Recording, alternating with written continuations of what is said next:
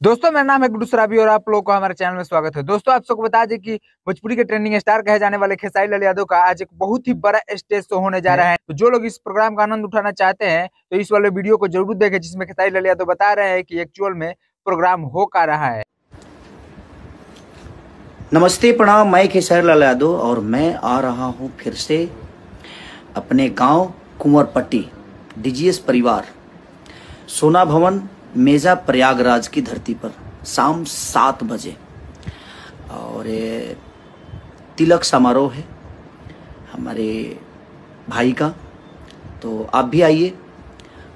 28 नवंबर 2024 आप सबके प्यार के लिए मैं आ रहा हूँ, आप भी आइए और उस परिवार का शोभा बढ़ाइए और हम मस्ती करेंगे खूब। यूपी इलाहाबाद प्रयागराज। तो चलिए दोस्तों, इस वीडियो पर आप सबका क्या राय, अपना प्यारे कमेंट बॉक्स में जरूर बताइएगा। मिलते हैं नेक्स्ट वीडियो में, तब तक के लिए जय हिंद जय भोजपुरी।